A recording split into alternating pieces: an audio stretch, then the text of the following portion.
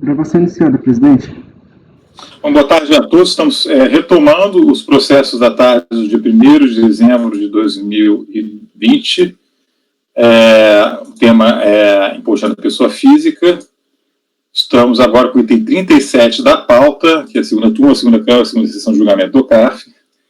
E a relatoria é minha, e eu já passo aqui a leitura. O primeiro processo é pensão judicial, omissão dos rendimentos recebidos a título de pensão judicial. Aqui é recorrente a Deise Galhano, pedindo o item 37, tem um repetitivo associado aqui, o 38, tá? O paradigma é esse que a gente está lendo. Uma omissão de rendimentos tributários, valor de 82 mil aproximadamente, foi impugnado, mas foi mantida, foi apreciada. A impugnação foi recebida primeiro com solicitação de retificação de lançamento, mas não foi acatada as razões da interessada, mantida o lançamento pela instância de piso. Aí, no recurso voluntário, foram repetidas as alegações da impugnação, ou seja, de que o valor é oriundo de pagamento de pensão alimentícia paga pelo pai e suas filhas, que é destinado para a manutenção das mesmas. A impugnante não tem participação no consumo da dita importância, e o valor é oriundo do salário do pai, né, e que ele já é tributado, o salário dele já é tributado na fonte, então seria uma dupla tributação. E diz que o genitor paga a título de pensão aos seus filhos, destinando-se a verba de caráter puramente alimentar. Então, a cobrança não deve prosperar, o orçamento é injusto, inconstitucional, e é o relatório, tá? O caso é mais ou menos simples. Ela estou afastando essas questões aí de inconstitucionalidade, com base na súmula CARF 2. Ela alega que, por se tratar de pensão alimentícia judicial destinada ao sustento das filhas menores, não cabe incidência no imposto de renda. Aí eu estou colocando aqui o artigo 643 do RIR 99, né, que era vigente à época. As importâncias pagas podem ser deduzidas, né? E aí, nesse caso, as importâncias pagas a título de pensão alimentícia não constituem base de cálculo para apuração de imposto mensal retido pela fonte pagadora do alimentante, portanto, não procede a alegação de que tais valores já teriam sido oferecidos a tributação na fonte, pois o que foi submetido a tal tributação foi, na verdade, a verba salarial para que ele recebia. A verdade é que ela estava alegando que o dinheiro que ela está recebendo como pensão já foi pago, já foi submetido à tributação lá, o cara, quando recebeu o salário, já tributou o salário dele, então haveria uma dupla tributação. Então, estou explicando que não, na verdade, não houve essa dupla tributação, correto? Aí, quanto à tributação de tais valores da declaração de ajuste anual da contribuinte, sem controvérsia que a Catarina e a Valentina são filhos recorrentes e foram beneficiários de pensão alimentícia paga por Francisco, no bojo do processo tal, e as filhas foram declaradas como dependência na declaração de ajuste anual da mãe. Orientações sobre como declarar a pensão alimentícia em caso do gênero estavam previstas em perguntas e respostas de imposto de renda de sucessivos anos, dos quais se colhe como exemplo o relativo ao exercício 2008. Que a gente está tratando no calendário de 2007, então era o manual desse período. Tá? Rendimento, pensão paga por acordo de decisão judicial. Qual o tratamento tributário? Os rendimentos sujeitos ao recolhimento mensal, o rendimento está sujeito ao recolhimento mensal, carnê-leão, e a tributação da declaração de ajuste anual. Ou seja, quem recebe tem que oferecer ajuste, tá? E pagar o carnê-leão sobre esses valores. Os rendimentos sujeitos ao recolhimento mensal, recebidos por pessoas consideradas dependentes, são submetidos à tributação como se fossem próprios do contribuinte, só se os dependentes declararem separado, tá? No particular, há que se observar que as referidas beneficiárias não apresentaram declarações de ajuste em separado no exercício. Assim, os valores associados à pensão alimentícia recebida do pai são considerados rendimentos tributários na declaração da contribuinte, que é a mãe. Então tá correta, né, a tributação.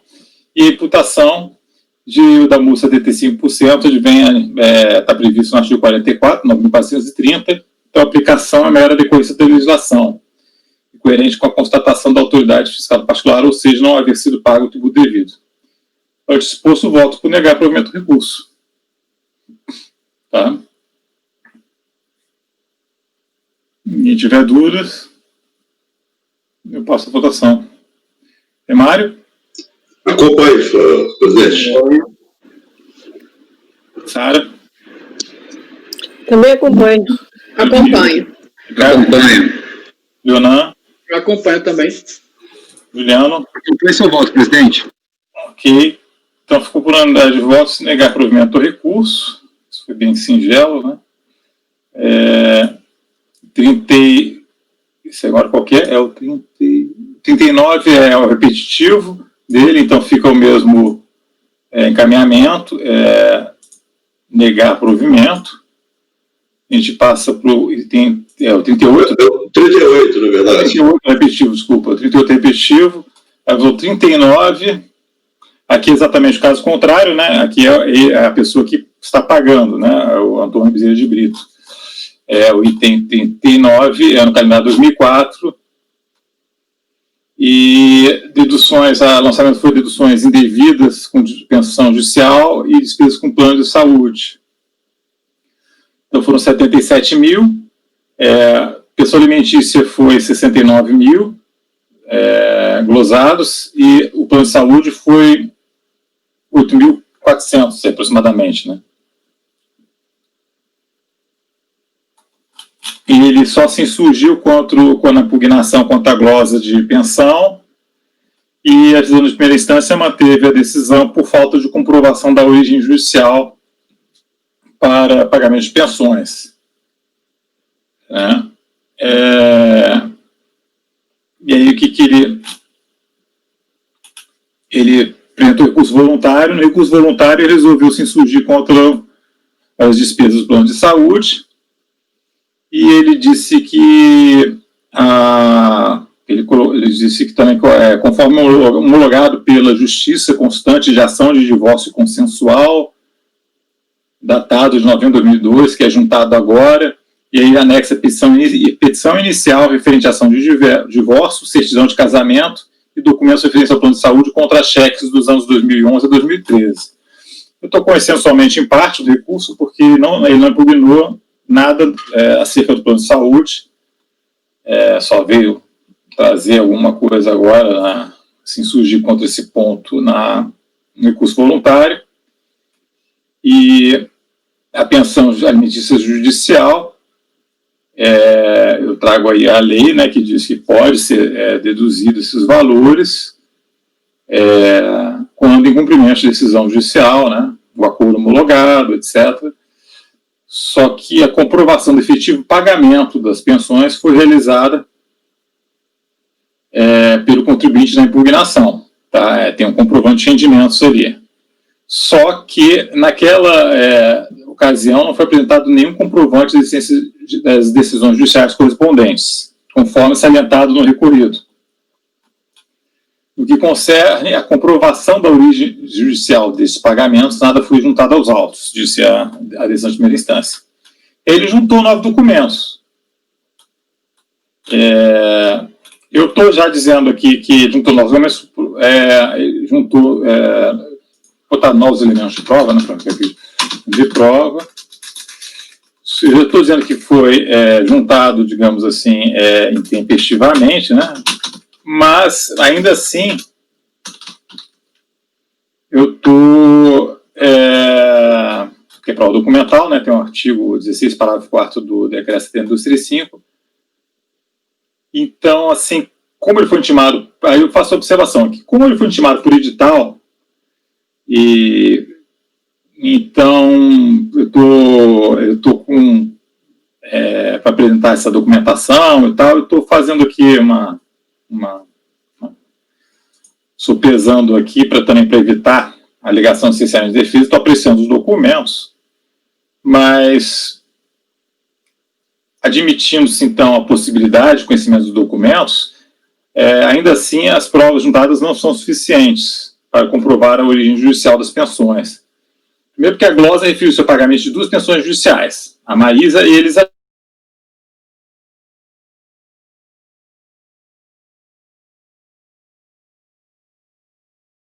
O Rony caiu para mim, gente. Caiu para vocês? Caiu, É a lei de Murphy, né? Relativa a Elizabeth. São de divórcio certidão de casamento, mas não foi apresentada homologação judicial da ação de divórcio pelo juiz, tá? Então, Rony, Oi? você caiu. Você pode voltar só um pouquinho na sua fala? A partir de O que que você está apreciando? Na verdade, assim, resumindo, ele trouxe só no recurso voluntário, ele juntou alguns documentos acerca da existência, que ele pretende comprovar a existência de uma ordem judicial, né? Porque a DJ disse, não, você fez pagamento, em tese parece ser pensão, só que não tem ordem judicial, tá? Não tem um acordo, não tem nada. Aí ele trouxe alguns documentos, aí eu estou analisando os documentos, tá? Eu estou apreciando aqui que foi cientificado via edital, então para ver se está por aí, tá, vamos olhar esses documentos. E aí eu estou dizendo assim, que são duas beneficiárias, né, que ele deduziu, a Marisa e a Elizabeth. A Marisa ele não trouxe nada, em relação a Elizabeth, e aí em relação a Elizabeth, ele trouxe só a petição inicial de ação de divórcio, certidão de casamento, para comprovar que ele era casado na época dos fatos e tal, e comprovando que foi mudado o nome em razão da homologação de divórcio, mas a homologação mesmo, o acordo que definiu o pagamento das pensões, ele não trouxe nada, tá? Então, impossibilita a conferência dos seus termos. Então, e não existe comprovação da decisão judicial, acordo homologado judicialmente, escritura pública de separação de divórcio consensual respaldada a dedução. Então, eu estou negando provimento, tá? Por prova insuficiente. Basicamente isso. Então, aí as folhas assinaladas, para quem eventualmente quiser dar uma olhada. Se tiver dúvida, eu passo aí a votação. Tá? Mário? Acompanhe o voto, presidente. Acompanho também. Sara? Também acompanho. Eu também. Acompanho. Eu acompanho também, presidente. Acompanho o seu voto, presidente. Então, ficou negar provimento por unanimidade. Aí eu tenho uma peculiaridade aqui, que eu botei, por algum motivo aqui, eu botei os processos do mesmo interessado um pouco fora de ordem aqui, não sei exatamente por quê.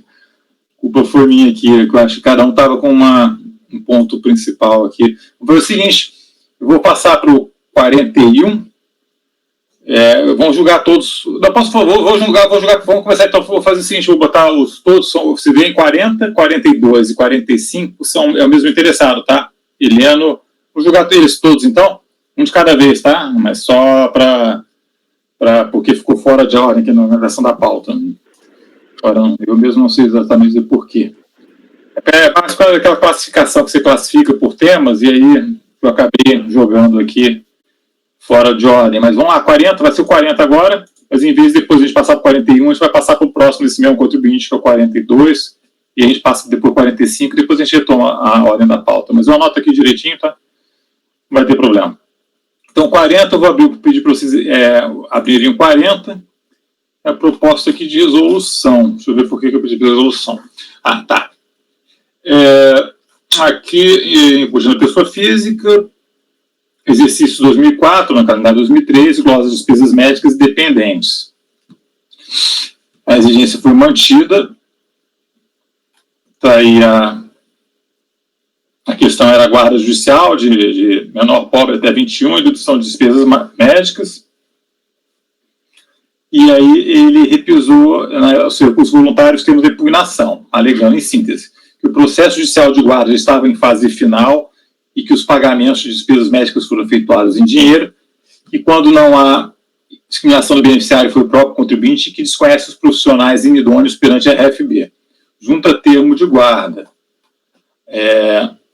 Analisando os autos, verifica-se que foram glosadas despesas médicas totalizando os R$20 mil, constando a complementação da descrição dos fatos apenas que glosa de R$20 mil indevidamente deduzida a título de despesas médicas por falta de comprovação com documentação adequada, o plano de saúde tem despesas com terceiros não relacionados com o dependente na declaração, recibos apresentados estão incompletos, não informam o beneficiário do tratamento, ademais, Cláudia Maria, um dos emitentes do recibo, consta no banco de profissionais idôneos da Secretaria da Receita Federal do Brasil. Bom, do exposto depende que a composição do valor glosado advém de diversas inconsistências verificadas pela autoridade fiscal. Todavia, não consta dos autos a composição de tal valor, impossibilitando a análise das alegações recursais pelo colegiado. o efeito da ficha de pagamento de doações efetuadas, constante da DPF, verifica-se que foram várias as execuções realizadas pelo contribuinte, devendo ser acostadas nos autos a discriminação de quais foram, no todo ou em parte, as glosadas pelos fiscos, não bastando a alusão ao valor total das glosas para adequada apreciação da lide em sede recursal. Na verdade, fizemos um valor global, mas ele tem um monte de dedução, não dá para saber, com esse valor, não dá para saber o que é, o que ele é, não dá, tá? Para eu não conseguir. E, na verdade, aí é uma questão que a fiscalização tem que dizer. Eu usei isso aqui, despesa tal. Eles botaram 20 mil e não bate com a declaração, tá? E, com relação à menção da inidoneidade da profissional Cláudia, deve ser carregada aos autos a súmula administrativa de documentação tributariamente ineficaz ou documento equivalente que comprove tal situação. Tá?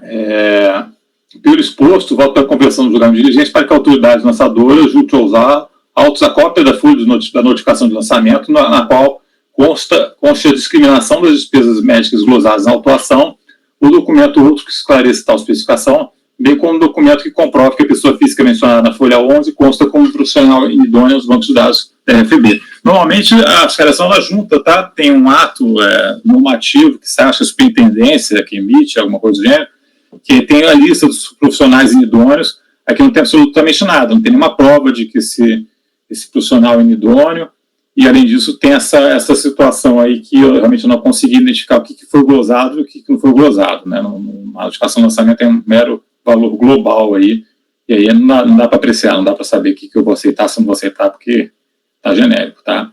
Mas aí é só olhar o processo que você vai poder verificar. Tá.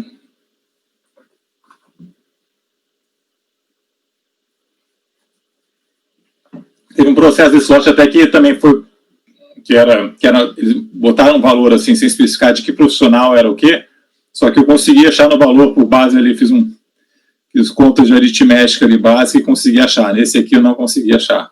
Então fica, apesar disso, nem cabe, né, a gente fazer isso, tem que deixar discriminado. Mas enfim. É isso. O doutor Mário está olhando, quando estiver pronto, Mário.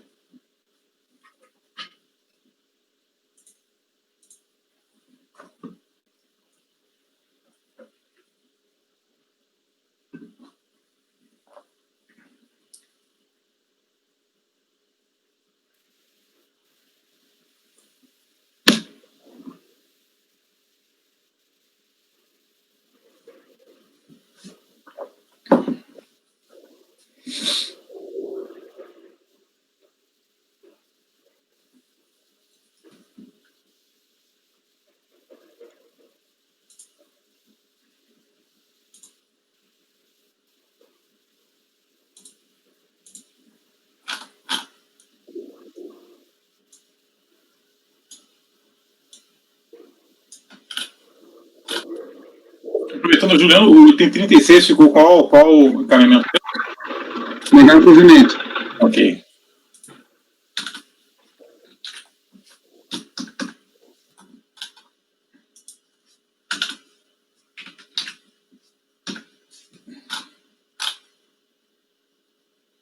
Somando esses valores aí, não chega nesses 20 mil, não, né? Não chega. Uhum.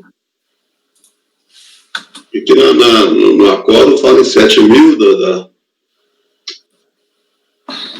Mas não cabe, né, Mário, a gente ficar tentando descobrir qual valor que é associado a qual, você tem que estar discriminado.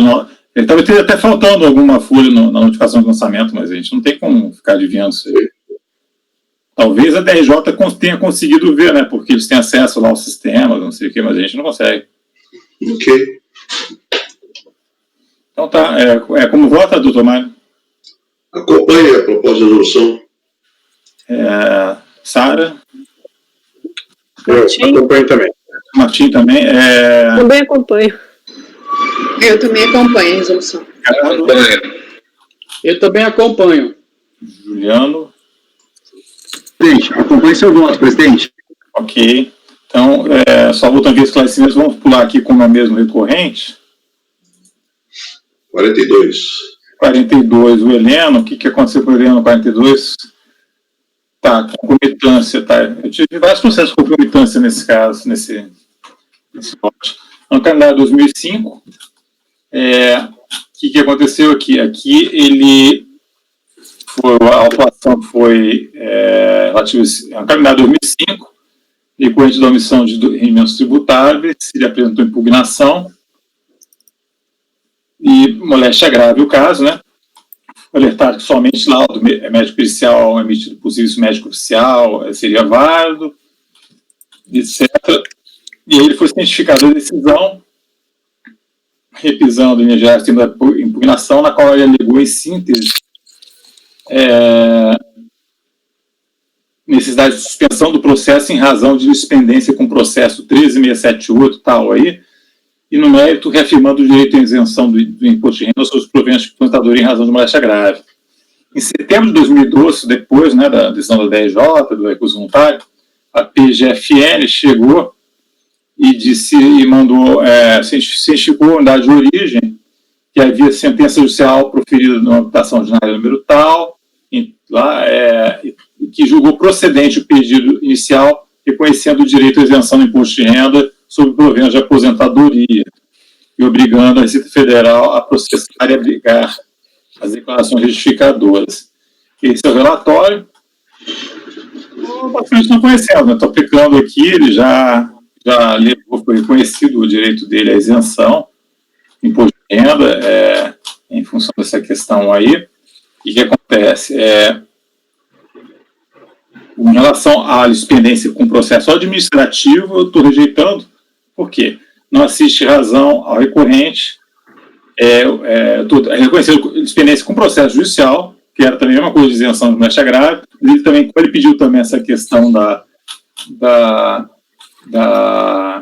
dessa dispendência, sobrestamento com processo administrativo aqui, eu estou analisando, porque ele está querendo sobrestamento, etc.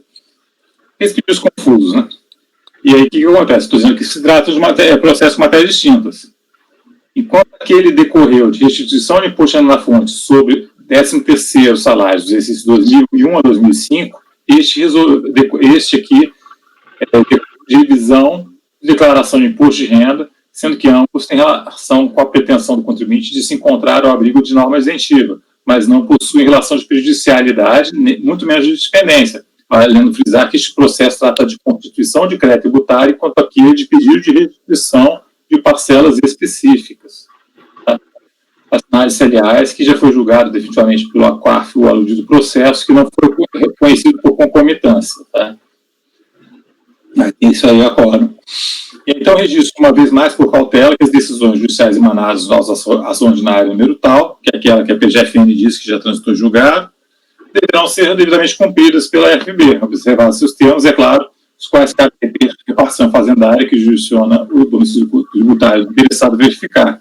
Eu estou conhecendo, em parte, recurso de ocorrência concomitante para a parte conhecida negar provimento.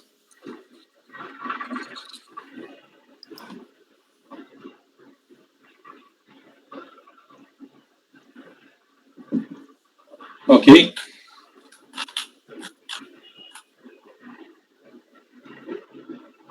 O pedido dele foi preliminarmente, ele pediu uma suspensão, é por isso que eu estou conhecendo parcialmente, né? Aí no mérito a matéria de mérito está em concomitância com a ação judicial. Então, de cara, eu já afasto a questão que está concomitante e entro no mérito só em relação à dispendência com outro processo administrativo que não existe. Esse aqui é um lançamento de tributo e que lá é um pedido de restituição mesmo. Ok? Se tiver duro, passa a votação. Mário? Essa ação, ela engloba esse exercício também? Sim. Ok, acompanhei. Direção genérico, assim, né? Acompanho também. Sara? Também acompanho. Gila? Acompanho. Ricardo? Acompanho também. Acompanhe seu voto como relator, presidente. Ok. Aqui vamos então ao 42. Se eu acredito que seja. Deixa eu ver o que é também agora. Esse aqui exatamente esse é igual a mesma coisa do 40 desse que a gente acabou de julgar, tá? Também concomitância. Nós julgamos 42 agora. 42. Exatamente. Julgou 42? Então 40. Então por isso estava igual. É o meu 45, tá? Deixa eu ver. 45. Comitância agora. A mesma coisa, ainda continua sendo a mesma coisa. O 45 é exatamente a mesma situação, tá? Também foi conhecido judicialmente, trânsito julgado para ele para a isenção de imposto de renda, e as retificadoras todas que eles colocassem fossem processadas para ele poder ter restituição desses impostos de renda já pago, mas além disso, isso aí está em concomitância, mas além disso ele pede um sobrestamento, como tinha pedido uma preliminar sobrestamento com outro processo administrativo. Eu estou examinando só essa parte no mérito. Então, encaminhamento de voto é a mesma coisa, conhecer em parte do recurso, em decorrência da concomitância, para na parte conhecida negar o provimento. Tá? Mário? É igual ao anterior. Só um detalhe aqui, esse aqui é da restituição e o outro é lançamento? Não, esse aqui é lançamento também. É porque tá 2005 nos dois, tá vendo no calendário aí, será que tem? Nesse aí tá em 2000 ou 2006, e o anterior tinha 2005. Deixa eu ver. Esse aqui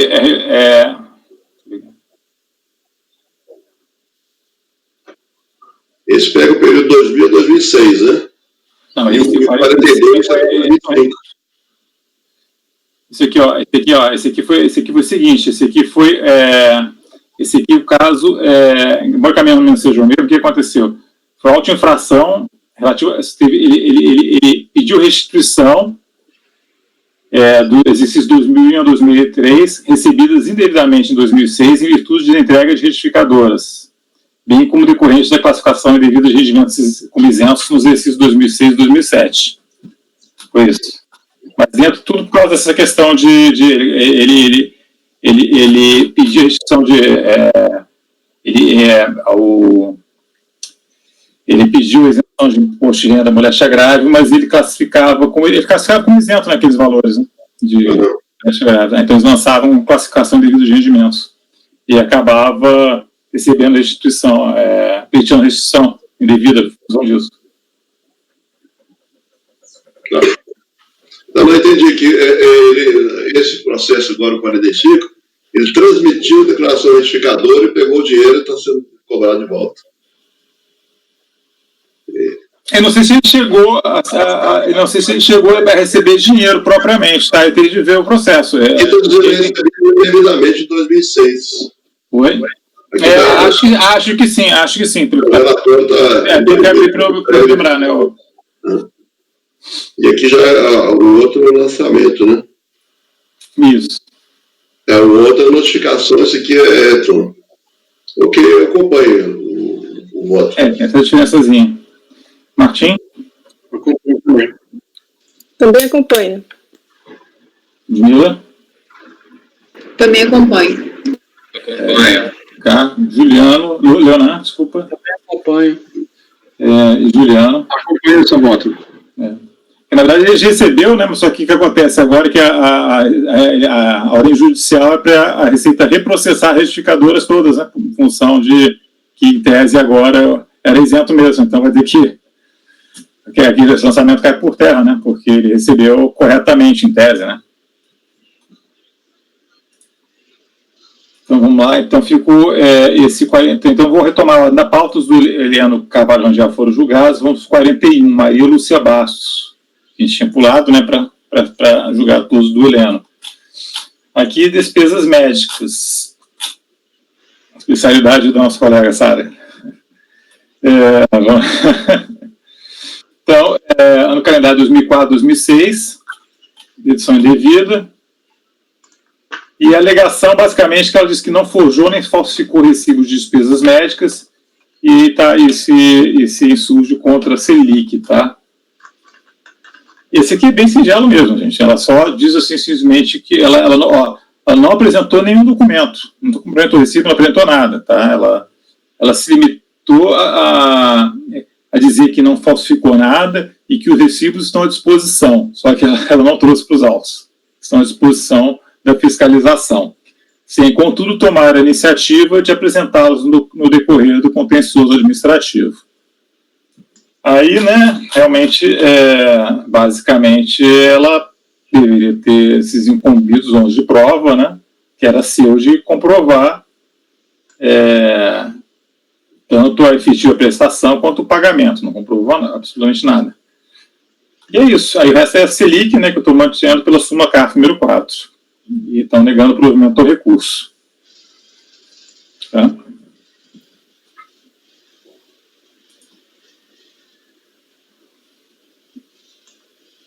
Verem prontos, podemos começar. Estou pronto. Quem não trouxe recibo, não trouxe nada. Não absolutamente nada. Porque tem um caso bem radical, assim, né? Não tem um recibo sequer acostado nos autos. Pronto, Mário? Ok.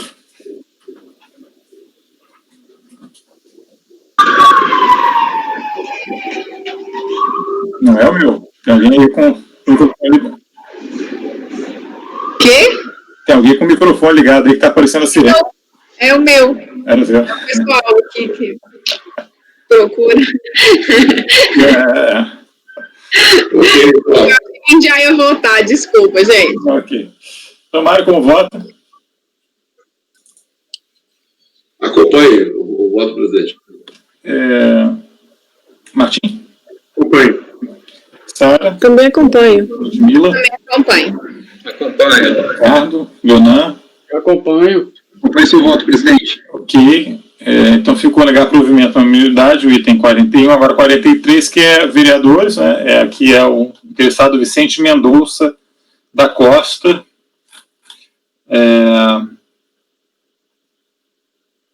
Eu vou passar aqui, no calendário de 2005 e 2006, da Câmara Municipal de Ribeirão das Neves. Então, ficou com omissão de rendimentos, esses valores. A fiscalização entendeu haver recebimento de verba indenizatória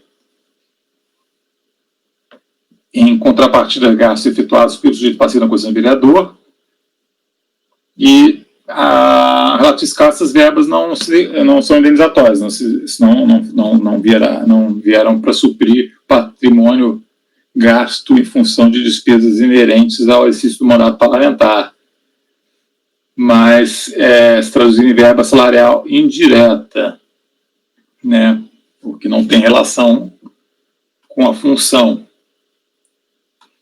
E diz que os serviços sempre foram postos, os gastos que ele tem, alegadamente, sempre foram disponibilizados para eles, o pagamento das despesas, pela estrutura existente lá na Câmara Municipal. E os documentos aqui que foram trazidos, entendeu, ela não aceitou, porque entende que não eram hábeis, né, deveriam ter notas fiscais, cupons fiscais, e ainda comprovar a efetividade dos pagamentos. O contribuinte alega aqui uma prescrição,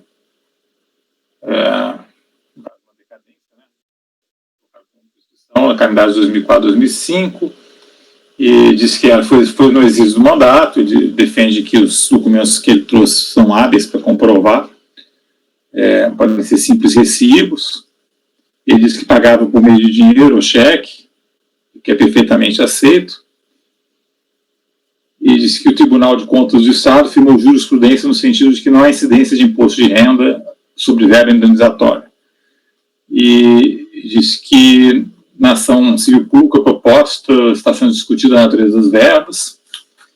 A delegacia de BH manteve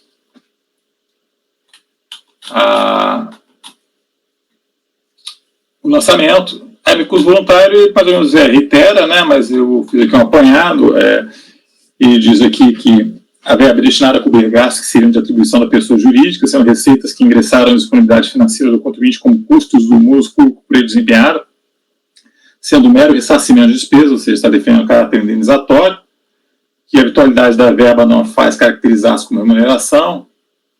Não cabe à Receita Federal alterar o ato administrativo da Câmara Municipal que instituiu tal verba, sob pena de afronta à autonomia dos poderes, somente emanado ato do Poder Judiciário poderia afastar a verba indenizatória, a natureza indenizatória. A Receita Federal não teria competência para apreciar os documentos são hábeis ou não. Diz que o ato administrativo que reconhecer os gastos recorrentes como verba indenizatória é prova suficiente para demonstrar que os tais valores não são renda. Então, disse assim, ele diz que as contas foram prestadas e eles aceitaram lá, o ente público aceitou. Então, não tem a Receita Federal, não tem que fazer juízo de valor em função disso. E a verba indenizatória, conhecida pelo poder público competente para análise dos documentos apresentados, sem que tenha havido acréscimo patrimônio, ao falar em incidência de imposto de renda. E aí, o centro da questão refere-se à incidência do imposto de renda sobre as ditas indenizatórias, no caso, pelo vereador aí desse município, Ribeirão das Neves. A gente analisou esse caso, né, com sessão passada. Mas em tese é o mesmo, a situação de direito, a situação é a mesma, porque a questão é mais a prova documental, que pode diferenciar. Aí eu começo dizendo que esse benefício foi instituído aqui por essa lei municipal, tá?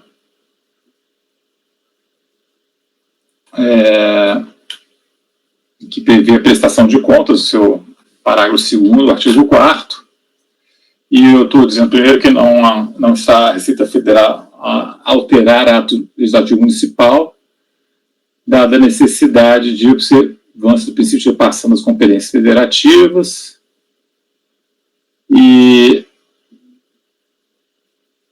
mas cabe sim ao órgão fiscalizador não apurar os rendimentos recebidos da pessoa física que possuem os cariz indenizatório alegado, de modo que possam ser excluídos da incidência do imposto de renda, fáceis distantes da Constituição Federal do CTN, não sendo necessário recurso ao Poder Judicial para tal feito, como equivocadamente evento recorrente. Anote-se que eventual aprovação por parte do ente municipal das contas não se consubstancia em presunção inatacável de que os montantes em tela tenham caráter indenizatório, mas transfere a fiscalização, deveria circunstanciar claramente a não conformidade da situação com as normas regentes da legislação tributária. Nesse sentido, está dentro da competência da auditoria fiscal averiguar se os dispêndios a serem ressarcidos pela verba indenizatória efetivamente ocorreram, pois, caso contrário, os montantes recebidos, independentemente do título que lhe seja imputado,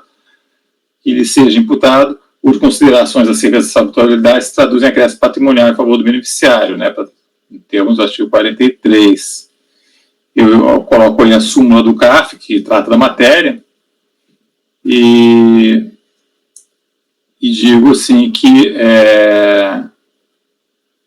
a apuração da utilização dos recursos requer sejam demandados pela fiscalização os comprovantes de despesas atestando tal utilização, de modo a evidenciar a existência delas, né? E sendo apresentados tais documentos, verificados de finalidade, se esses gastos, caso existentes, são passíveis de serem indenizados pela verba municipal ou se foram expedidos em benefício próprio não relacionados à atividade legislativa. Estão com alguma dúvida ou não, de repente? Mário, uma questão? Quer dar uma olhada?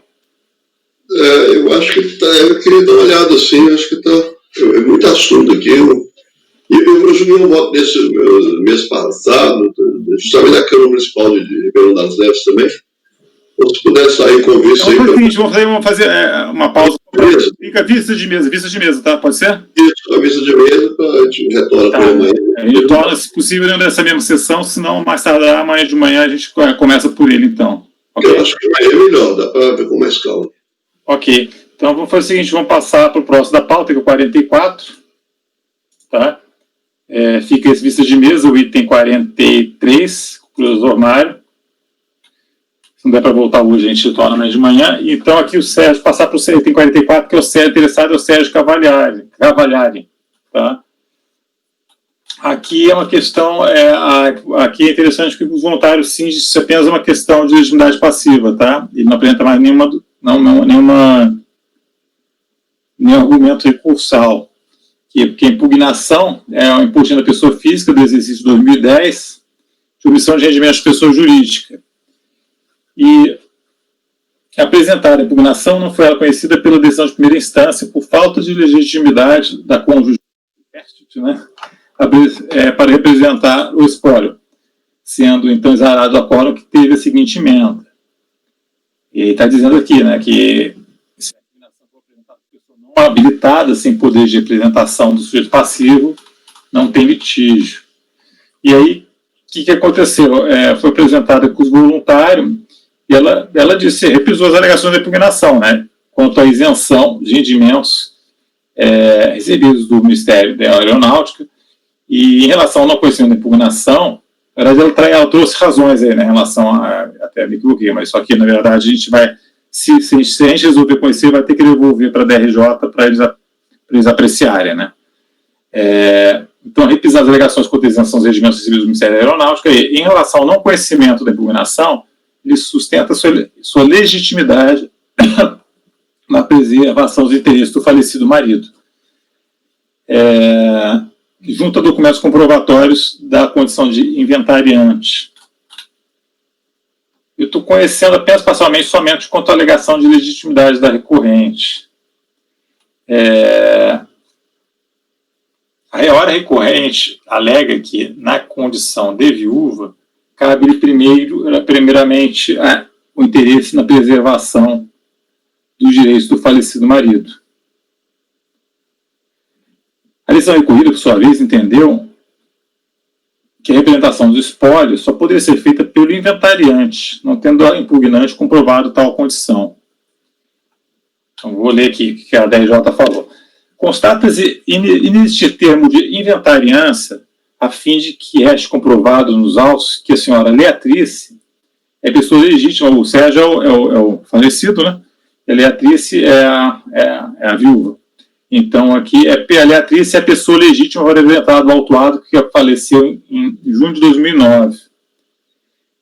Ressalta-se que consta a certidão de óbito, a folha 19, do presente que o falecido Sérgio deixou bens, mas não deixou testamento. Então, tem bens aí, né, diferente no caso que a gente viu recentemente, que não tinha bens, aqui tem bens a partilhar, né? E sabe que após a morte de alguém possuidor do patrimônio, é necessário fazer o chamado inventário, a fim de que todos os herdeiros possam entrar na partilha, e para habilitar o espólio, é preciso nomear em juízo um representante que seja chamado de inventariante. Isso que a ciência do lançamento ocorreu em maio de 2011, ou seja, quase 2 anos após o falecimento do interessado. Conclui-se, portanto, que a senhora Leatrice da Silva, tem 2 senhoras aqui, eu acho que é original, mas eu vou tirar. A senhora Leatrice não era parte legítima para representar o autuado junto a este órgão na época que o fez, com o intuito de apresentar a impugnação daquele.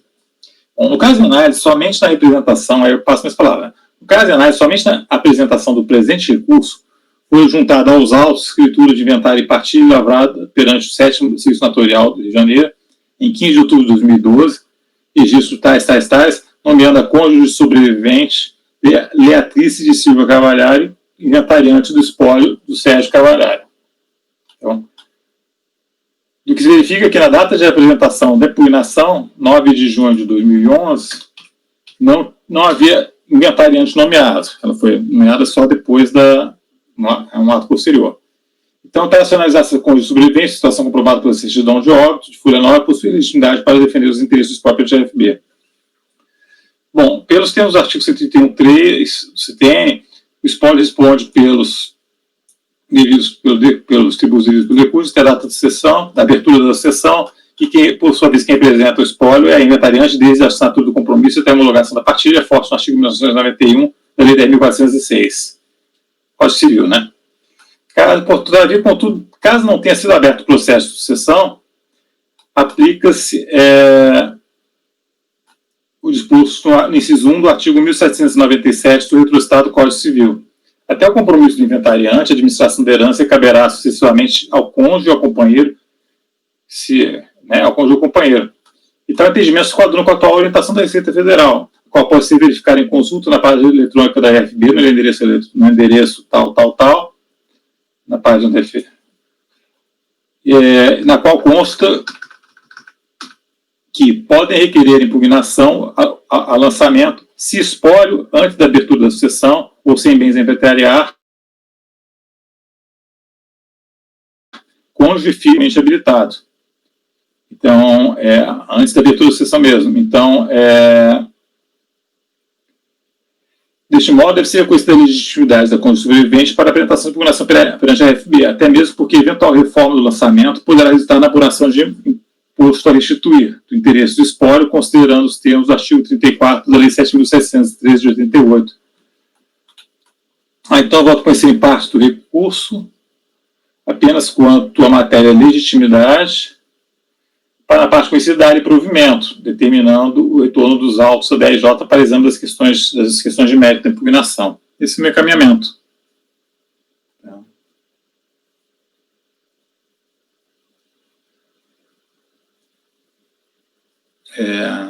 Dúvidas, questionamentos?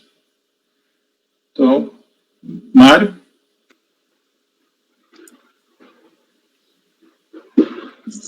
Eu acompanho o caminhamento, retorno dos autos para exame das questões. Para o julgamento, na verdade, né? Para o julgamento. Mas é um padrãozinho meio que o CAF usa, assim, eu dou uma pesquisa. Procuro pesquisar sempre antes de fazer o dispositivo, mas às vezes posso passar efetivamente. Martim? Estou de acordo, presidente, com o relator. Sara? Também estou de acordo, acompanho. Mila? Ricardo? Acompanho. Leonan? Acompanho. Juliano? Acompanho sobre a relatoria, presidente. Ok, então fica... agora o Eliana a gente já tinha julgado, né? E aí passa a palavra já para o Martins, da minha relatoria, fica então só essa vista de mesa com relação ao item 43, tá? Vou anotar aqui. 45 a gente já tinha julgado previamente, em conjuntos do Heleno. Então eu passo então a palavra para o 46, o Aníbal interessado, relator Martins Gesto, por favor, Martins.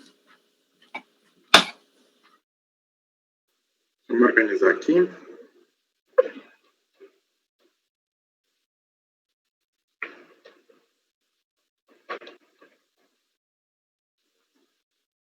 Um minutinho só.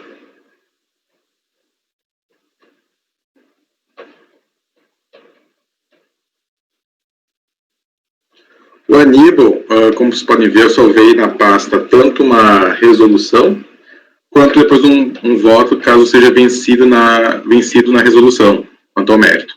Então, o meu voto início é aquele que diz resolução, né? Que eu vou fazer esse encaminhamento. E eu vou explicar para vocês a situação, então, que acho que é um caso bem simples, né? De explicar do que lê. O contribuinte foi intimado pela fiscalização para comprovar os dependentes e também trazer os comprovantes de despesas médicas. Tá? Aí ele não atende. Passou 50 dias, ele não atendeu, silenciou, e em razão disso ele foi autuado por um valor bem alto de despesas médicas. Está quase 50% do valor declarado. É um senhor bem idoso, talvez até já tenha falecido, assim, pela idade que aparece aqui. Ele, então, ficaria a razão, até porque a despesa médica poderia ser alta. Ele, em impugnação, apresenta dois comprovantes, comprovante de duas despesas. Uma é da Sul América Companhia de Seguro, tá nas folhas 8, 10, 14, 16 e 28 dos autos, e também um recibo de uma clínica psicanalítica, que é Dr. Carlos T. Kniznik, no valor de 5 mil e poucos reais, mas na verdade o valor alto realmente está na Sul América. Por que acontece a minha diligência? Por que eu proponho ela? Porque ele pagava cerca de 6 mil por mês para ele e 6 mil reais por mês para a Sul América Seguro para sua dependente, que seria a senhora Zélia. Tentei localizar, a própria DRJ chama a senhora Zélia de esposa do contribuinte. Só que não há nos autos nenhuma prova disso. Ou seja, ele nunca trouxe aos autos a certidão de casamento que ele teria com a senhora Zélia. Tentando entender um pouco mais o caso, né, às vezes a resposta é pública até, botei no Google o nome do contribuinte, e da senhora Zélia, e achei uma nota de falecimento da senhora Zélia no Estadão, onde diz assim: deixou o marido, Aníbal, e filhos, e netos, e etc. o que comprova, não comprova, mas é um indício de uma prova de que realmente eles eram casados. Morreu com 90 anos, 86, até eu ponho isso no voto. Então, assim, pela prova que existe, né, nos autos, clara, né, daria para dar provimento, ao meu entender, à despesa médica do Aníbal, né, relacionada à Sul-América Companhia, e também essa outra empresa que é a Carlos Kniznik. Só que boa parte dessa despesa, que é uma despesa de R$6 mil por mês que ele pagava em nome desse plano de saúde que ele tinha, pagava para a senhora Zélia, e é interessante que o contribuinte ele não foi intimado para comprovar efetivo pagamento, até porque ele silenciou durante a fiscalização. Mas ele traz, DRJ entra um pouco nesse mérito, não trouxe o efetivo pagamento. A primeira vez que troca nesse assunto, o DRJ, ele traz, em anexo ao recurso voluntário, depois junta mais um outro documento, todos os comprovantes do efetivo pagamento, tá? Ele pagava essa despesa, que era via um boleto único, então 6 mil para ele, mais ou menos 6 mil para a Zélia, ele fazia um cheque de R$12 mil, ele trouxe o extrato bancário que comprova o cheque compensado de 12 mil todo mês, trouxe microfilmagem de um cheque ou dois, os que ele não conseguiu microfilmagem, porque o Banco Itaú não deu a microfilmagem, o banco informou que aquele cheque foi realmente compensado, ele junta o extrato foi compensado, ou seja, era um boleto único que ele pagava tanto o valor dele de seguro quanto o boleto da senhora Zélia. Então não eram nem dois boletos, era um boleto único, ou seja, um boleto plano familiar, digamos, né? Era uma única conta. Então há vários indícios que dão a entender que Zélia e Aníbal seriam de fato casados, e comprovando, digamos, uma dependência. Só que não existe uma certidão de casamento. A DRJ também meio que supera isso, diz, não trouxe documentos da sua esposa, não digo, não é que não trouxe, ele refere a DRJ chamando a senhora Zélia de esposa do contribuinte. Então, talvez, dentro da Receita tenha essa informação, mas nos autos não se está. Então, eu baixo em diligência, uma questão até excepcional, assim, não baixo em diligência para esse fim, né? Mas parece que é uma situação clara que somente para ter uma prova inequívoca, que ele junte aos autos um documento que comprove a dependência da senhora Zélia com ele. Tá? Caso eu seja vencido nisso, eu tenho um voto alternativo, já indicando qual vai ser meu voto, seria por dar provimento, dizendo que pelos indícios de prova que teriam nos autos, ele de fato seria casado com a senhora Zélia, né? Então, eu vou, assim, só para todo mundo ter certeza de que ele é casado, basta a diligência, senão eu supero isso e vou direto para o mérito. Só não entendi uma coisa, a DJ disse que reconhece ela como esposa, mas não aceita por quê? Não entendi muito bem isso. A DRJ, ela não entra no mérito falta esse documento. A DRJ fala, em algum momento, vou dizer a frase da DRJ, que eu cito no voto, só um instantinho, deixa eu achar aqui. Isso perdão, isso eu coloquei no voto do mérito, peraí. É na última página do voto do mérito. Você pode ler, por favor, porque não abriu aqui. As despesas médicas deduzidas e glosadas referem-se ao próprio contribuinte e à sua esposa, a senhora Zélia Franco Zacarias. A DJ só fala isso, tá? E ela nega por quê? Por outro fundamento. O contribuinte não comprovou a prova do efetivo pagamento e as despesas são 46%, 45% da sua fonte, o que se exige uma prova de efetivo pagamento. Lembrando, a fiscalização não pediu a prova de efetivo pagamento, mas ele também ignorou lá no primeiro momento que a DRJ, o que a fiscalização pediu para ele só vê impugnação e junta aos recibos. Aí a DRJ diz, chama a senhora Zélia de esposa, ano passando assim, e depois disso não trouxe efetivo pagamento. Ele vem anexo ao recurso voluntário e comprova o efetivo pagamento das despesas. Não de todas. Eles confundem um pouco, depois entrando no mérito eu explico melhor ali, mas ficou ali uns 3 mil reais que ele não comprovaria. Mas ele comprovaria uns 150 e poucos mil reais. Só que uns 70 mil reais que ele pagou se refere a esse boleto, né, que ele pagava todo mês à companhia, ao plano de saúde, seria 6 mil para ele, mais ou menos 6 mil para a Zélia, né, e tratariam do plano de saúde do casal. Só que ele não faz uma prova, ele esquece de trazer aquela prova que foi pedida lá no primeiro momento, que era a prova da dependência entre eles. E a DRJ nem entra nesse mérito. Não trouxe essa prova, não diz nada disso. A DRJ simplesmente diz, não houve efetivo pagamento. Então, ao meu entender, né, acho que meio que se a DRJ talvez nem tenha deixado essa parte litigiosa, porque ela meio que considera, mas de fato não tem essa prova. E eu acredito que para ter uma certeza absoluta, o ideal seria intimar. Mas se vocês botarem no nome do Google, vão achar esse obituário da senhora Zélia, né? E uma prova indiciária, você acha que todo o sobrenome, eu vou comentar, o sobrenome da Zélia também é Zacarias, não sobrenome comum. A senhora Zélia tinha uma idade próxima dele, né? Acho que quase 100 anos de idade ele deve ter hoje. Ela também faleceu com 85 anos. Então, deve ser um casal, né? Deve ter um casamento ainda, deve ser ativo até o falecimento dela, né? Mas é uma prova circunstancial, uma prova efetiva seria a certidão de casamento, né? Então, baixa diligência para comprovar isso, né? Não é comum, mas eu acho que é uma coisa. Caso entendam que não, né, eu entraria no mérito do provimento nesse tocante aí. Só fazer um esclarecimento aí, de fato, né? Eu li aqui. Na verdade, ele foi intimado aqueles casos em que o contribuinte ele é autuado porque ele não traz nada no curso do procedimento fiscal, tá? Então, a gente tem uma intimação, está nas folhas aí 20, pedindo para o comprovante de dependência, tudo bem, mas comprovantes originais e cópias das despesas médicas. Isso aí, para começar meio, né, um pouco, tá mal feita, né? Porque o que é isso? Deveria especificar que tipo de documento aí, né? Porque não está dizendo se é só o recibo, se é comprovante de pagamento, assim, entenda como quiser aí. Então, e aí foi autuado simplesmente por falta de comprovação. Ele não apresentou nada e foi autuado por falta de comprovação, né?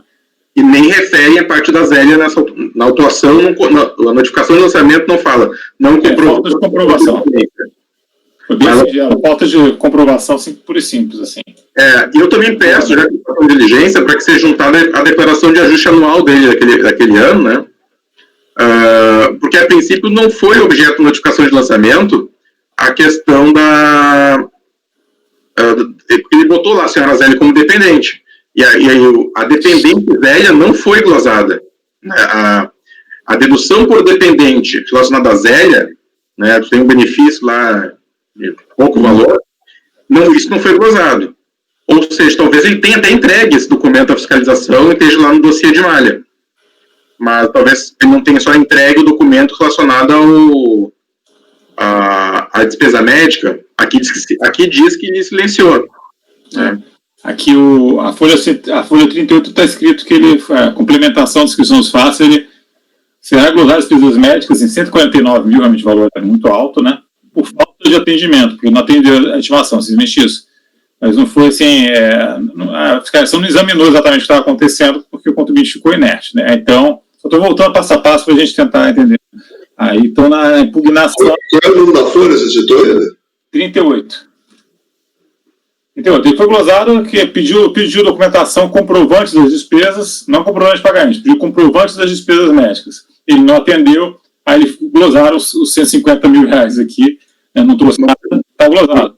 Você concorda, Doni, que ele teria colocado a Zélia como dependente, e tanto para apurar o valor da despesa médica, né? E ele não foi glosado por dedução indevida de dependente. Então, ele não teve essa glosa por dedução indevida de dependente. Ou seja, ele pediu a comprovação de dependentes, ele não apresentou nada, ele não foi glosado por isso. Então, talvez será que estava no dossiê de malha, e não tem aqui no processo a declaração de ajuste anual dele. Eu não acho que é uma questão superável, sabe? Porque até a própria DJ dizendo, cara, esposa, então, sabe? Eu fico imaginando que isso pudesse ser colocado os outros. Aí o que acontece? Na impugnação ele vem, aí ele, tipo assim, ele finalmente vou atender recebi a autorização, finalmente vou atender a fiscalização. Aí ele chega e traz aqui uma documentação, mas ele só traz aqui comprovante de despesa médica, citar recibo, essas coisas, mas ele não traz comprovante de pagamento. Por quê? Nunca pediram para ele um comprovante de pagamento. Tá? Ele nunca foi pedido isso. Né? Pediu um comprovante de despesa, mas ele não tem. Isso aqui é uma coisa técnica, né, gente? Acho que aí também a fiscalização, se ela quer comprovação de pagamento, ela tem que ou pedir, ou então lavrar dizendo que não trouxe comprovação de pagamento, e aí o contribuinte pode ir na impugnação e chegar e se insurgir, né? Aí depois vem a DRJ, não, precisa de comprovante de pagamento. Quer dizer, o contribuinte, até a DRJ se manifestar, ele não sabia que precisava dessa comprovação de pagamento, né? Aí é complicado também. Mas aí que tá, aí ele traz o comprovante de efetivo pagamento. Ainda que a DRJ tenha, digamos, inovado, né? Ele traz o comprovante de efetivo pagamento. O comprovante, qual é o documento mesmo? Qual o documento referente? Em anexo ao recurso voluntário, ele traz documentos, as folhas 83 a 104, depois ele junta outros documentos, as folhas 110 a 117. E qual a natureza desses documentos, Martins, se quiser, não, eu estou os extratos bancários e os cheques, como eu falei. Alguns ele conseguiu a microfilmagem de banco. Em outros, ele simplesmente pega o extrato bancário e mostra lá o cheque compensado, digamos, de R$12.000. Ele vai lá e ele conseguiu bem organizado, ele conseguiu apresentar, talvez o filho ajudou ele, ou assim, mostra lá, o cheque de número tal, eu paguei tal boleto. Ele faz toda uma relação ali. Então, na minha opinião, isso é o efetivo pagamento. Você checou? Você ficou satisfeito com a prova? Tá bem feita? Se quiserem, né, eu posso concordar, até retiro a diligência, né? Eu só fiz porque imaginei que talvez alguém pudesse... Pelo que você está me expondo, eu acho desnecessário, mas não sei os colegas aí, acho que é importante vocês se manifestarem. Eu acho desnecessário também. Eu também. Alguém acha que é necessário? Vamos fazer pergunta. Alguém acha necessário diligência? Eu queria uma vista, então, para poder dar uma olhada, que já vai encaminhar para... Pode ficar uma vista de mesa, então? Mais uma vista de mesa? A gente dá uma olhada com calma e já encaminha direto para a votação, se for o caso. Melhor, Mário. Então faz isso. A gente faz vista de mesa também para o Mário, tá? O item 46, a palavra para o Martim, item 47. O valor é alto mesmo, né? Às vezes é muito alto, 150 mil, mas também são pessoas bem idosas, né? Isso é tudo plano de saúde, Martim? 60 mil de plano de saúde para cada um? Foi mais ou menos 149 mil. Já explicando, já que o Mário vai pegar em vista, o que acontece? O que eu não estou deferindo, tá? Os 149 mil deve ser uns 140 de plano de saúde, tá? Uns 6 mil reais, que é 5.900, tá? De uma clínica psicanalítica, tá? Que ele 6 mil de uma vez só, isso chamaria atenção, né? Tem lá um cheque compensado, dia 30 de novembro, R$5.900 de uma vez só. Ele não pagou várias sessões, ele realmente pagou tudo de uma vez só, R$5.900. E teve o cheque compensado para aprovar. Mas o que ele perde? E aí o que ele fez, acho que é a prova errada. Ele pede diversas restituições ao plano de saúde, quando tu gasta lá R$300 no médico particular e tu traz o comprovante para o plano de saúde e o plano de saúde te retorna R$300. Bom, aqui não tem nada a compensar. Mas teve alguns casos, digamos, gastou R$700 com o médico e o plano de saúde só devolveu 300. Ou seja, teria uma parcela de R$400 não dedutível. Esses R$400 aqui, para mim, ele teria que provar da seguinte forma. Trazer lá o recibo original para aquele médico de R$700 para a gente verificar se ele teve aquela despesa médica de R$700. Ele não traz essa prova, ele traz somente aquela prova de que o plano de saúde reembolsou ele em 300 e que faltou os R$400. Então, ele não traz a prova da despesa com o médico, mas, em tese, o plano de saúde acolheu aquela despesa. Né? Eu não estou dando isso, até porque ele nem trata desse mérito, ele simplesmente não junta esses recibos. Então, ficou meio que fora da lide, uns 3, 4 mil reais, que são esses pequenos valores que foram não reembolsados pelo plano de saúde, onde ele não traz nenhum recibo médico em relacionado a essas... uns 10 despesas, 12, tudo de pequeno valor, que é a parte não reembolsável de despesa médica. Como ele não traz nenhum recibo, não tem como dar... ele nem pede, na verdade, mas dá a entender que ele não entendeu o que deveria trazer. Ele simplesmente acha que vai ganhar tudo trazendo isso. Então, o Mário vai pegar em vista, né? Tem um monte de pequenas despesas médicas ali, a parte não reembolsável eu não estou dando, eu só dou de fato o valor que ele pagou, que a Zélia recebeu do plano de saúde, pagou ao plano de saúde, mais ou menos 70 mil reais. Também dou o valor que ele pagou ao plano de saúde, mais ou menos 70 mil reais. E também uma despesa médica de uma clínica psicanalítica de 5.900 reais. Então, são 3 mil, pessoal. Então, passando ao item 47 da pauta, o contribuinte Dejair Lacerda Branco, esse é um caso de intempestividade da impugnação. Tá? A impugnação ela foi considerada intempestiva por 3 meses, mais ou menos. Por quê? Porque o contribuinte ele foi intimado por edital. Né? Então, o contribuinte ele tem um endereço que ele declarou em 2012, em 28 de abril, na sua declaração de imposto de renda da pessoa física, que é Rua Vinhosa 463. Aí o lançamento ocorreu uns 8 meses depois dessa última declaração, em janeiro de 2013. Ele não... Antes disso, ainda em 2012, tentaram citar ele, o AR voltou meio que em branco, não consegui entender direito ali, mas a Receita disse que não foi localizado.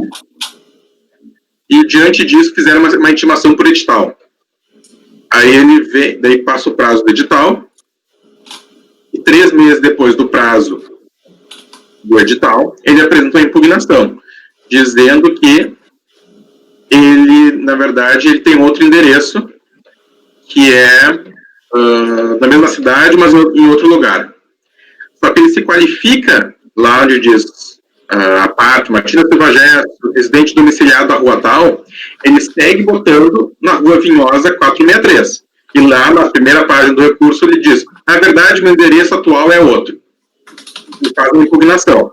A DRJ não conheceu a impugnação por intempestiva e entendeu que ele deveria ter feito uma alteração de endereço, alteração de domicílio fiscal, que ele não fez. Ele entra com recurso voluntário, de novo se qualifica com o endereço da Rua Vinhosa 463, e de novo ele diz, eu, na verdade, moro no endereço tal, né, diferente do que está no próprio qualificação dele do recurso, e também faz uma referência de que o endereço que ele mora hoje, o correio não atende, mas não traz nenhuma prova disso. Então, pelos fatos, eu entendo que, diante do profícuo da intimação por via postal, está correto a expedição do edital para intimação, conforme a legislação, artigo 23, parágrafo 1º, decreto 7235. Entendo que o prazo fluiu sem ele ter impugnado tempestivamente. Saliento que ele se qualifica nesse endereço da Rua Vinhosa 463, tanto em impugnação quanto em recurso voluntário, de maneira contraditória, que ele próprio sustenta. Também eu vou referir que o endereço utilizado pela utilização foi da última declaração de imposto de renda entregue a ele, e ele não promoveu nenhuma alteração, conforme uma tela do sistema que a DRJ junta lá, que é tipo um histórico do contribuinte ali, na folha 42. Como ele não fez alteração de endereço, eu entendo que está correto o procedimento de considerar a impugnação intempestiva. E, disposto, eu voto por negar o provimento ao recurso. E o recurso é tempestivo e o que ele discute? Só a questão da tempestividade mesmo? Não, ele tem outras alegações ali que seriam relacionadas a despesas de pensão alimentícia, é glosa, né? Imposto de renda da pessoa física. Eu acho que não tem preliminar de decadência, não tem nada para conhecer de ofício. Só dar uma olhada com relação a isso, mas realmente é mais difícil mesmo.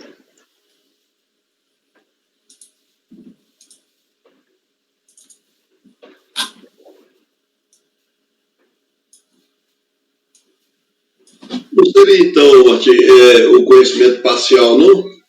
Só da parte da intempestividade para negar provimento? Que a outra a gente não está nem entrando por causa da intempestividade da impugnação. Pois é, como é que a gente tem feito, Rony, a redação do caso? Como é que exatamente ele entrou com matéria? A impugnação não foi conhecida, né? Isso. E no recurso voluntário ele tem uma preliminar da impugnação ser tempestiva e também já entra no mérito das despesas glosadas ali, né? Acho que seria conhecer em parte mesmo, porque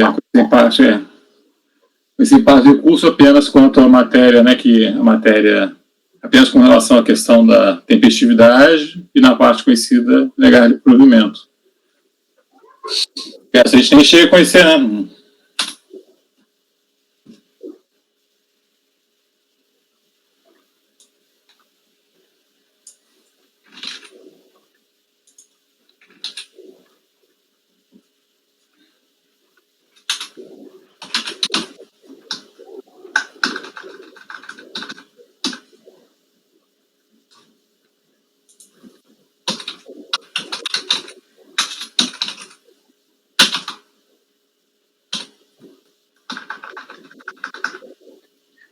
Ficou assim a redação disposto, voto por conhecer em parte do recurso, somente quanto à alegação de tempestividade da impugnação, para, no mérito, negar o provimento. Não sei se é a redação que a gente tem usado em outros casos. Eu vou lhe mandar a agora aqui. Me manda aqui. Ludmila, tirou sua dúvida? Tá olhando ainda? Eu já tirei. Tô tranquila já. Tá. Então, Mário com vota. Acompanhe o relator, presidente. Também acompanho o relator. Eu também. Acompanho o relator. Acompanho o relator. Acompanho o relator, presidente. Também acompanho, então ficou com esse empate de curso para a parte conhecida, negar provimento. O próximo item é o Leandro, né? Isso. Só um instante. O item 48 é parecido com o 49. Vai ter só uma diferença, então vamos julgar primeiro o 48, seguindo a ordem. É o caso seguinte: o contribuinte ele declara a ajuda de custo que ele recebeu na sua declaração de imposto de renda da sua fonte pagadora. No caso, a fonte pagadora é a Ubra, aqui do Rio Grande do Sul, Rony. E aí ele declarou essa ajuda de custo da fonte pagadora e a Receita Federal intimou a fonte pagadora porque teve diversos contribuintes que recebiam ajuda de custo dela, e valores significativos. E aí, a Receita Federal intimou, tem uma lista ali, apaga o nome das pessoas, mas deve ter uns 50 nomes ali, que eles querem saber se realmente se tratava de ajuda de custo nos termos da lei. E a fonte pagadora retifica a informação, dizendo que, na verdade, não se tratava de ajuda de custo, mas sim de rendimento tributável. Então, em face a isso, o contribuinte é autuado, né? Até porque a fonte pagadora altera, inclusive, na DIRF, essa informação. O contribuinte explica que, na verdade, seria, de fato, um rendimento isento, que seria uma ajuda de custo, que seria inferior a 50% do seu salário, faz toda uma explicação. Eu adoto o que escreveu o relatório fiscal para explicar essa questão, que a própria fonte pagadora diz que foi por equívoco informado que era ajuda de custo, ou seja, não sustenta as alegações do contribuinte. Também, conforme o artigo 39, inciso 1, do Regulamento de Imposto de Renda vigente à época dos fatos geradores, em 99, que a ajuda de custo destinada, não entra no rendimento bruto, a ajuda de custo destinada a atender as despesas com transporte, frete e locomoção do beneficiário e seus familiares, em caso de remoção de um município para outro, sujeita à comprovação posterior pelo contribuinte. E, além da fonte pagadora não ter ter dito algo retificando sua informação anterior, ou seja, comprovando, dizendo que não é uma ajuda de custo, o contribuinte também não comprovou que se tratava, de fato, de uma ajuda de custo. Até a justa de custo, ali, vou arrumar a palavra, ajuda de custo. Então, diante disso, eu entendo que é correto o lançamento nesse tocante. No entanto, quanto à multa, e o contribuinte se insurge contra a multa, e reclama das penalidades que foram impostas, eu entendo que seja o caso de aplicar a súmula 73 do CARF e diz que erro no preenchimento da declaração de ajuste do imposto de renda causado por informações erradas, prestadas pela fonte pagadora, não autoriza o lançamento da multa de ofício. Então, assim, sendo constatado que o erro no preenchimento da declaração de ajuste foi causado por informações erradas prestadas pela fonte pagadora, entendo que a multa de ofício não poderia ter sido lançada, devendo ela ser afastada do lançamento. Então, eu vou dar provimento ao recurso de forma parcial, tão somente para afastar do lançamento a multa de ofício. Ok. Não sei se muda para algum de vocês, ele era vice-reitor da UBRA e chegou depois a ocupar, inclusive, a reitoria, não sei se também é na época dos fatos geradores, mas ele era então não sei se por ter algum cargo de direção, esse erro da fonte pagadora, poderia ser, alguém tem uma visão diferente. Para mim, acho que não faz diferença, né, porque ele não era o responsável, acho que, por fazer a folha de pagamento, né, e aconteceu isso com cerca de uns 50, 60 contribuintes daquela fonte pagadora, então, de repente, não foi algo que ele fez algo para se beneficiar, de fato, foi um erro da fonte pagadora, de fato. Então, esse é meu voto. Ok. Dúvidas? Essa votação, então, Mário.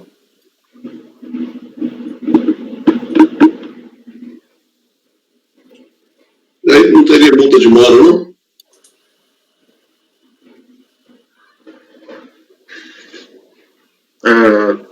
Não é multa de ofício só?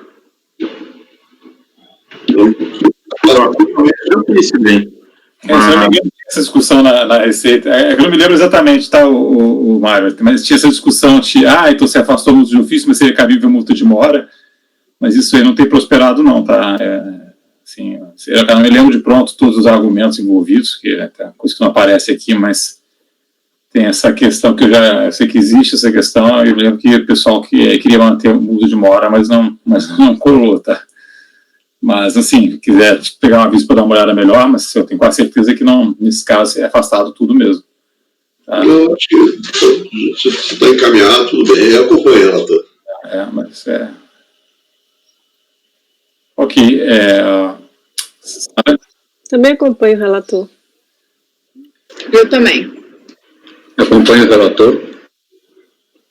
Eu também acompanho o relator. Acompanho o voto do relator, presidente. Ok, eu também acompanho. Então, ficou de votos dar parcial provimento ao recurso para afastar a multa de ofício do lançamento. 49. 49 é o ano calendário seguinte. A gente jogou antes 2007, agora a gente está jogando 2008. Neste caso, não tem nos autos o termo de intimação para a fonte pagadora, a qual ela vai lá e explica, né, que, inclusive, retificou aquela informação. Eu me utilizo da prova emprestada, né, até para...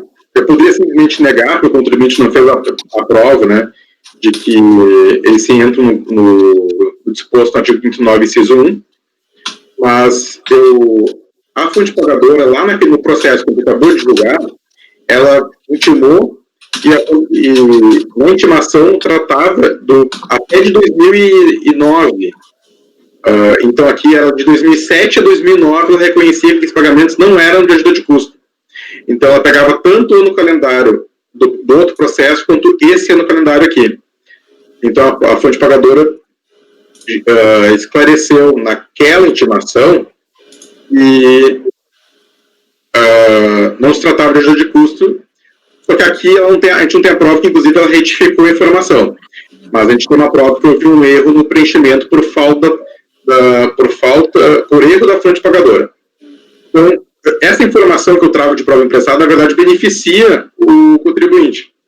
Porque argumentos para negar já teriam, a DRJ não julgou no mesmo dia os casos, ela julgou no mesmo dia, mas não, por alguma razão, não usaram o mesmo voto, ficou um pouquinho diferente cada voto, e porque realmente não tem essa informação em outro processo. O que eu entendi, então? Exatamente com o mesmo raciocínio do caso anterior, E como a gente tem uma informação que a própria fonte pacadora reconhece o erro e eu trago essa prova emprestada para esse processo, eu aplico a súmula 33 para afastar a multa. Então, essa prova emprestada só beneficia ele. Porque se não tivesse essa prova, ele simplesmente ia negar porque ele não comprovou as ajudas de custo. Quando a gente traz a prova emprestada, a gente pode ter uma prova de que houve, de fato, um erro no preenchimento por culpa da fonte pagadora. Então, eu tenho o mesmo encaminhamento do outro processo, que é por afastar a multa quase na súmula do CARF, 53, só com essa diferença que teve essa prova trazida aos autos, eu faço menção que o julgamento daquele processo é realizado na mesma data, para explicar porque a gente tem conhecimento do caso. Ok. Dúvidas? Mário, como vota? Acompanhe o relator. Também acompanho o relator. Também. Acompanho. Eu acompanho também. Acompanho o relator, presidente. Também acompanho. Então, ficou passar provimento também quanto a esse item. Pergunto só para o Martim o seguinte, mais para a questão da gravação, esses processos são todos do Martim? Não, tem o do Martim e da Sara. Como é que são difíceis, fáceis, médio? É mais para o senhor libera? Os meus são bem fáceis. Os meus também, os 50, 51, 52 são fáceis. Tá. Então, todos curtinhos? Então, Uhum. Tem um pouquinho mais longo, mas não é muito não. Vamos fazer tranquilo. A gente faz a pausa na gravação e começa uma nova, para só também não ficar na correria por conta da... né? Eu acho melhor... Aí, Marco, eu vou pedir para você encerrar a gravação então, tá? Os próximos vão ficar para a gravação aqui feita pela turma, tá? Que vai ser enviada, assim que então logo terminar, vai ser enviada aí para o pessoal da COSUP, tá bom?